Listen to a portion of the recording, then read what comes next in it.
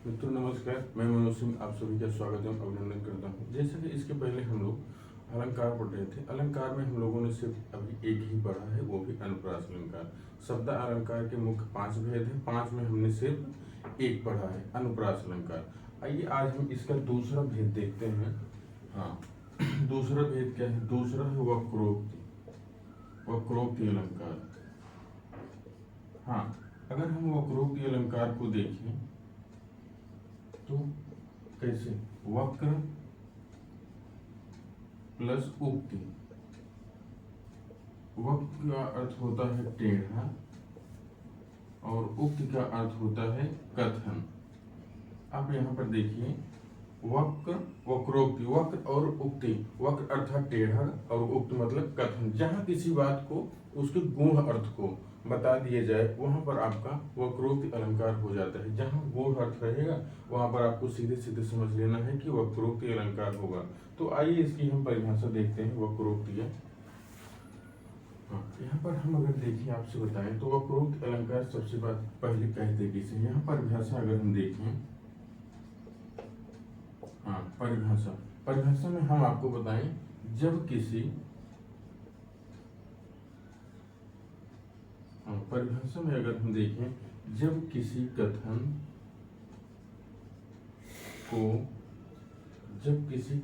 को सीधे सीधे न कहकर सीधे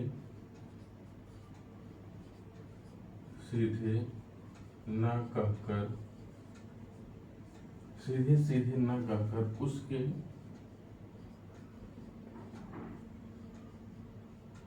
गूढ़ अर्थ को व्यक्त किया जाए तो वहां पर वक्रोक्ति अलंकार होता है। वक्रोक्ति अलंकार होता है। हाँ, इसको हम इस तरीके से देखते हैं, जहाँ किसी पद को सीधे सीधे ना कहकर उसके गूढ़ अर्थ को व्यक्त किया जाए तो वहां पर वक्रोक्ति अलंकार होता है। हमने अभी आपको बताया सिर्फ वक्रोक्ति अलंकार। वक्रोक्ति अलंकार की परिभाषा क्या होती है? जहां पर किसी पद या किसी पद के गूढ़ अर्थ को बताया जाए वहां पर वक्रोक्ति अलंकार या टेढ़ा कथन किसी दूसरे माध्यम से कोई बात कही जाए तो वहां पर क्या होता है? वहां पर वक्रोक्ति अलंकार होता है। वक्रोक्ति अलंकार की आप परिभाषा देख चुके हैं। एक उदाहरण इसका हम देखते हैं वक्रोक्ति का। हाँ, यहाँ पर देखिए एक उदाहरण है वक्रोक्ति अलंकार का, जो आप लोग जानते हैं। यहाँ देखिए उदाहरण है, हाँ, एक कबूतर देख हाथ में, एक कबूतर देख हाथ में, एक कबूतर देख हाथ में, पूछा कहाँ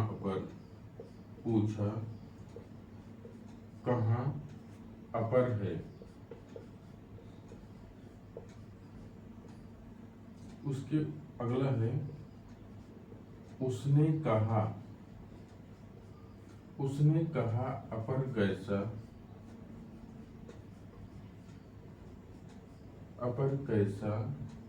लो उड़ गया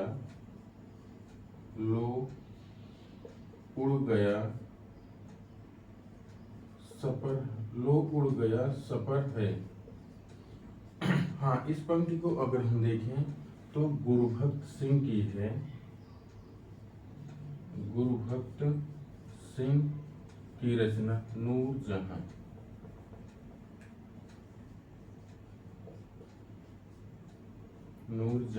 यहाँ से लिया गया है। तो आप यहाँ देखें, एक कबूतर देख हाथ में, पूछा कहाँ अपर है, उसने कहा अपर कैसा, लो उड़ गया सपर है। इसमें वही बात कबूतर के पंख के बारे में बात कही जा रही, जो आपका गूढ़ अर्थ यहाँ पर दिखाया जा रहा है। पंख नहीं दिखता है लेकिन फिर भी जो है उड़ जाता है, तब उसको लगता है कि हाँ इसके पर हैं। ठीक है, ये पंक्ति अगर आपसे पूछी जाए कभी भी किसकी है तो आपको बताना है गुरुभक्त सिंह की रचना नूरजहां से। नूरजहां आपका प्रबंध काव्य में आ जाएगा। कभी कभी यही पूछ लेता है कि नूर जहाँ जो है प्रबंध काव्य है कि खंड काव्य है, तो नूर जहाँ एक कविता है जो खंड प्रबंध काव्य में आती है। ठीक, इसके बाद हम देखते हैं अब आगे। हाँ, ये हो गया। उसके बाद हम देखते हैं श्लेष अलंकार के। श्लेष अलंकार कितने प्रकार का होता है? वक्रोक्त, क्षमा कीजिएगा, वक्रोक्त अलंकार के कितने प्रकार हैं? तो यहाँ पर हम देखते हैं इसके दो प्रकार हो जाते हैं। श्लेष के दो प्रकार हो जाते हैं। एक श्लेष वक्रोक्ति, और उसके बाद दूसरा अगर हम देखें तो काक वक्रोक्ति।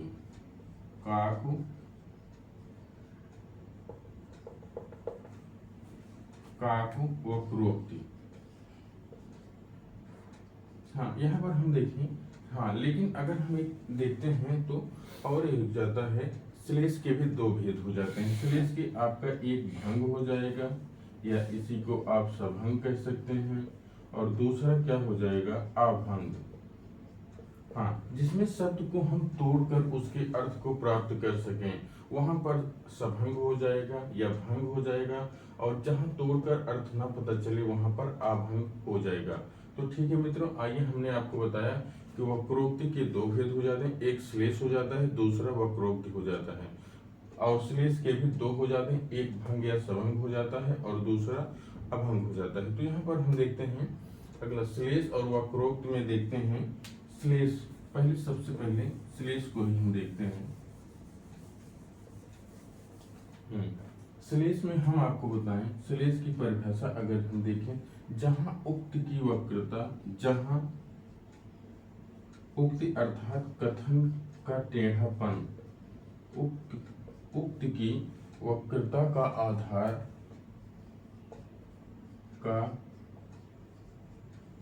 आधार शेष हो,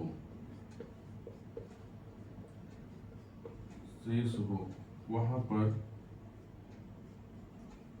श्लेष अलंकार, श्लेष वक्रोक्ति हो जाता है, श्लेष वक्रोक्ति हो जाता है।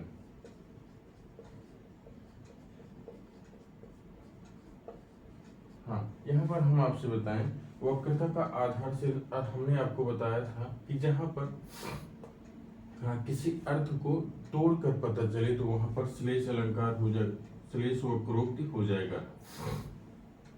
अगला हम देखें, इसका उदाहरण क्या हो जाएगा। अगर इसका उदाहरण हम देखें तो को तुम इत आए कहाँ, इत आए कहाँ। यहाँ पर हम देखें, आपसे बताएं कि यहाँ पर अगर देखा जाए पंक्ति जो है, को तुम इत आए कहाँ, फिर दूसरी, हाँ, उत्तर आता है घनश्याम, घनश्याम है, और उसके बाद तो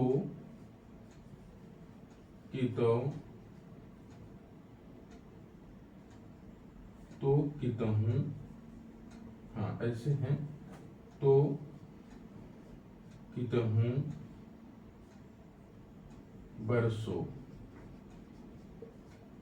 हाँ, यहाँ पर हम देखें, आपसे बताएं, श्लेष वक्रोक्ति हम देख रहे हैं, हमने आपको बताया कि जहाँ वक्रता का आधार शेष रह जाता है, वहां पर उक्ति का अर्थ कथन हो जाएगा, और वक्रता का टेढ़ापन, जहाँ टेढ़ी बात कही जाए तो वहां पर देखिए, को तुम, एक बार की बात है, हाँ, राधा और कृष्ण में थोड़ा सा अनबन हो जाता है, जैसे भी होता है, या ऐसे ही समझिए, वो अपने घर में रहते हैं, कृष्ण वहां पर पहुंचते हैं, वो उनसे पूछते हैं कि जैसे दरवाजा खटखटाते हैं तो उनको लगता है, राधा पूछती है, को तुम अर्थात तुम कौन हो, इत आए कहाँ, मतलब क्यों यहाँ आए हो। तो बाहर से कृष्ण जी जवाब देते हैं कि घनश्याम हैं, तो राधा कहती है तो कितहूँ बरसों, मतलब घनश्याम वहाँ अर्थ क्या लगा लेते हैं, वहां पर घना बादल, अर्थ क्या लगा लेती हैं, घना बादल। उनका कहने का मतलब, जब बादल यहाँ क्यों आए हैं, बादल जाके कहीं और बारिश करें। तो यहाँ पर, हाँ, कथन जो है सीधा आपको तो लग रहा है, लेकिन इसका अर्थ जो है आपको सीधा नहीं लग रहा है। जैसे को तुम क्यों आए हो, इत आए कहाँ, यहाँ क्यों आए हो, तो उत्तर आता है घनश्याम। घनश्याम तो राधा कहते हैं यहाँ क्यों आए हो, जाके कहीं और बारिश करो। इसका मतलब ये जो है बरसो, ये इसका अलग हो जाएगा। ठीक है, हमने आपको बताया कि श्लेष। हाँ, श्लेष की बात अब अगर देखिए आप, इसकी एक उदाहरण, दो उदाहरण और भी देख सकते हैं श्लेष के। हाँ, यहाँ पर एक उदाहरण है, आई गौरवशालिनी। गौरवशालिनी,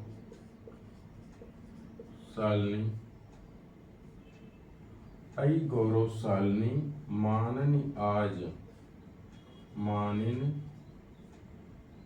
आज सुधा स्मित, सुधा स्मित क्यों बरसाती, सुधा स्मित क्यों बरसाती नहीं, बरसाती नहीं। यहाँ पर आप देखिए, यहाँ पर गौरवशालिनी, गौरवशालिनी का तीन अर्थ हो जाएगा। अगर यहाँ पर आप इसको तोड़े तो एक गौ हो जाएगा, गौ का अर्थ क्या हो जाएगा, गाय हो जाएगा, और दूसरा हो जाएगा अवस्था।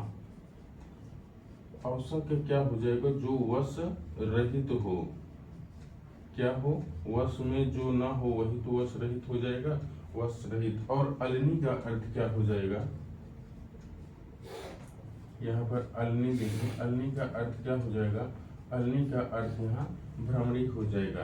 ठीक है, यहाँ पर अगर हम देखें तो श्लेष का भंग श्लेष हो जाएगा। यहाँ पर भंग श्लेष, अगर इसमें दोनों में तोड़ें तो भंग श्लेष का ये उदाहरण है, ऐ गौरवशालिनी मानिन आज सुधा स्मित क्यों बरसाती नहीं। तो यहाँ पर एक अर्थ देखिए, यहाँ पर इसका अर्थ अलग हो जा रहा है। गौ का अर्थ गाय हो जाएगा, और औसा का अर्थ वश रहित हो जाएगा, और अलनी का अर्थ भ्रमरी हो जाएगा। हाँ, यहाँ पर अगला हो गया वक्रोक्ति का, हमने आपको एक बताया है, श्लेष वक्रोक्ति को बता दिया है। आइए हम लोग देखते हैं काक वक्रोक्ति। हाँ, यहाँ पर देखिए काक वक्रोक्ति अगला। हाँ, दूसरा है काक वक्रोक्ति।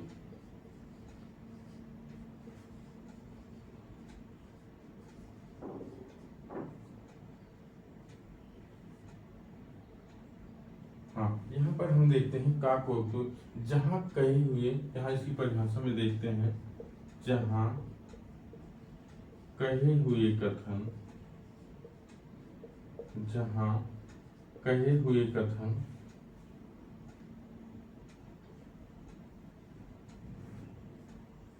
जहाँ कहे हुए कथन का कंठ ध्वनि, कहे हुए कथन का कंठ ध्वनि का दूसरा अर्थ निकले, दूसरा अर्थ निकले। हाँ, दूसरा अर्थ निकले तो वहां काक वक्रोक्ति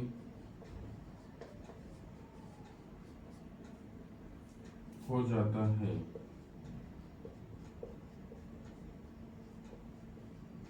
यहाँ पर आप देखिए, यहाँ हमने आपको बताया काक वक्रोक्ति अर्थात जहाँ कहे हुए कथन को कंठ ध्वनि का दूसरा अर्थ निकले तो वहां पर काक वक्रोक्त हो जाता है। इसको हम इस तरीके से समझें कि जैसे व्यंग, व्यंग जो होता है वो काक वक्रोक्त का होता है। जैसे हम कहें कुछ और आप समझ लीजिए कुछ, तो वहां पर काक वक्रोक्त हो जाएगा।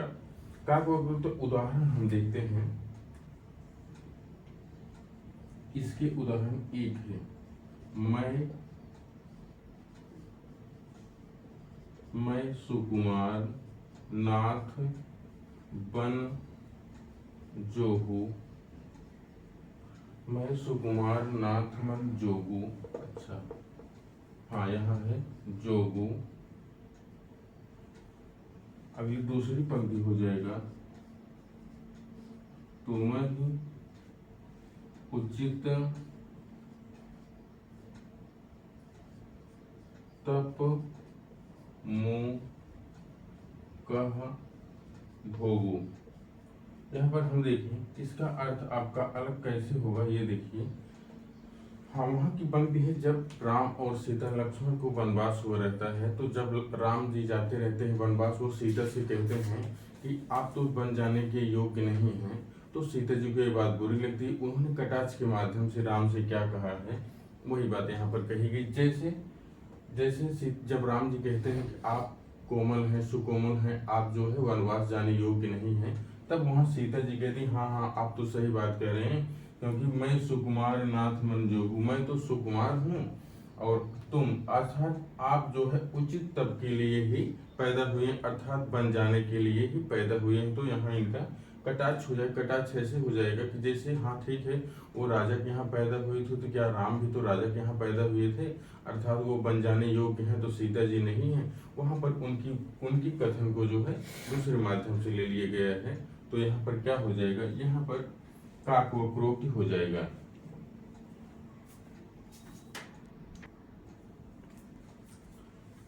यहाँ पर हम अगली पंक्ति देखते हैं, इसको आप देख लीजिए। अगली पंक्ति काकवक्रोक्ति का दूसरा उदाहरण, जो आपको और कहने पर दूसरा और उसको समझ लिया जाता है किसी दूसरे अर्थ में। तो यहाँ पर देखिए अगला है, हाँ, भिक्षुक गोकित, भिक्षुक गोकित को गिरजे,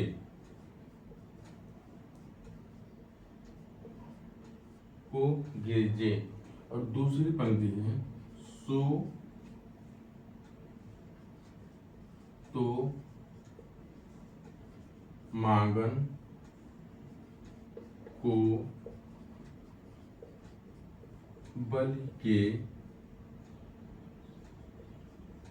द्वार गयोरी। हाँ, यहाँ पर हम देखते हैं भिक्षुक, यहाँ पर भी वही उक्ति जो है कथन थोड़ा सा टेढ़ा लग रहा है। जैसे भिक्षुक को यहाँ पर गिरजे अर्थात पार्वती जी को कहा जा रहा है, यहाँ पार्वती जी हो जाएंगी। और हाँ, यहाँ बलि के द्वार अर्थात विष्णु जी हो जाएंगे। बलि के द्वार में तो विष्णु जी ही गए थे पर राजा बलि के यहाँ मांगने। तो एक कथन है यहाँ पर, हाँ, लक्ष्मी जी पार्वती से शंकर जी के बारे में पूछती हैं, भिक्षुक को गित गिरजे, अर्थात पार्वती जी भिक्षुक अर्थात शिव कहाँ गए हैं। तो भिक्षुक शिव को, क्योंकि उनका वेश ही ऐसे है, भिक्षुक की तरह लगते हैं, तो उनकी बात सुनकर जो है भिक्षुक को गित गिरजे अर्थात पार्वती से पूछती हैं कि भिक्षुक अर्थात शंकर जी कहाँ गए हैं। तो उसके उत्तर में पार्वती जी क्या जवाब देती हैं वही सुनिए। सो तो मांगन को बल के द्वार गयोरी, अर्थात वो कहाँ गए हैं, बल के द्वार पर भिक्षा मांगने। जब भिक्षुक हैं तो सीधी सी बात है, बल के द्वार जो है भिक्षा मांगने के लिए गए हैं। यहाँ पर दूसरा अर्थ लिया जा रहा है, क्योंकि यहाँ इनको भिक्षुक बताया जाता है शंकर जी को। उसके बाद यहाँ विष्णु जो हुए, विष्णु जी क्योंकि राजा बल के यहाँ जब 3 पग पृथ्वी नापने के लिए वामन अवतार में जाते हैं, वहीं की बात है, क्योंकि वो भी भिक्षुक हैं और ये भी भिक्षुक हैं। दोनों लोगों की उक्ति थोड़ा सा कठिन या टेढ़ी हो जाती है। तो यहाँ पर अर्थ इसका ये समझना चाहिए कि भिक्षुक शंकर जी को कहा गया है, और दूसरा कटाक्ष के रूप में हाँ पार्वती जी ने इनको लक्ष्मी जी को बताया है कि हाँ विष्णु जी कहाँ गए हैं, अर्थात शंकर जी कहाँ गए हैं भिक्षुक मांगने के लिए, राजा बलि के द्वार पर गए हैं। तो यहाँ अर्थ ये समझ लेना चाहिए। अगला हम देखें, ये आपके उदाहरण, ये आपकी परीक्षा में एक बार शायद पूछा गया है, ये केबीएस में पूछा गया है, यहाँ तो यूपी में नहीं पूछा गया है। ठीक है, अगला उदाहरण देखते हैं। अगला है आए हूँ, हाँ अगला है आए हूँ मधुमास, मधुमास के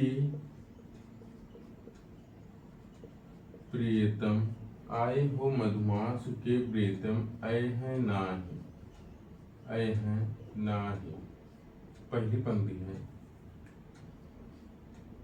हाँ, उसके बाद अगला हम देखते हैं आए, हाँ उसी से समर्थित बात कही जा रही, आए हूँ मधुमास के प्रियतम अहनाय।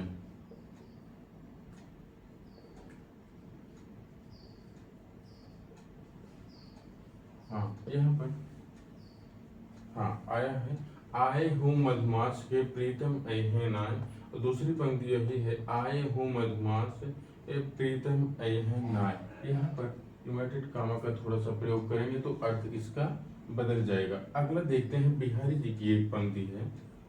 अगला उदाहरण देखते हैं, बिहारी जी की एक पंक्ति है, लिखन बैठी। हाँ अगली पंक्ति है बिहारी जी का, लिखन बैठ जाकी सबही। लिखन बैठ जाकी सबही, गही गही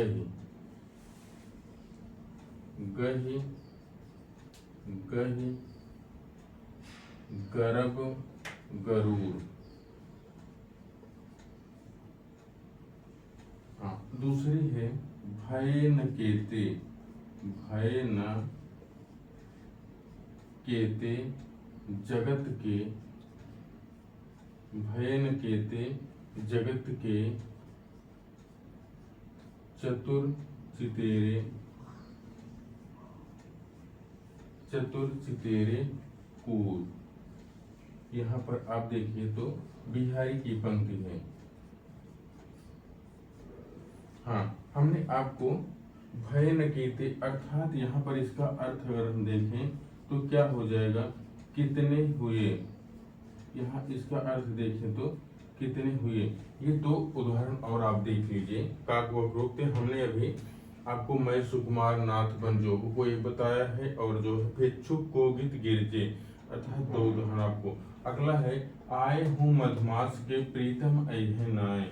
तो यहाँ पर आए हूँ मधुमास के प्रीतम अहनाय। हाँ यहाँ पर ये कॉमन नहीं रहेगा, सेम वही पंक्ति रहेगी, दोनों का अर्थ लेकिन अलग हो जाएगा। यहाँ पर लिखन बैठी जाकी सबही, गही गही गर्भ गुरूर। भय न केते जगत के चतुर चितेरे कूर।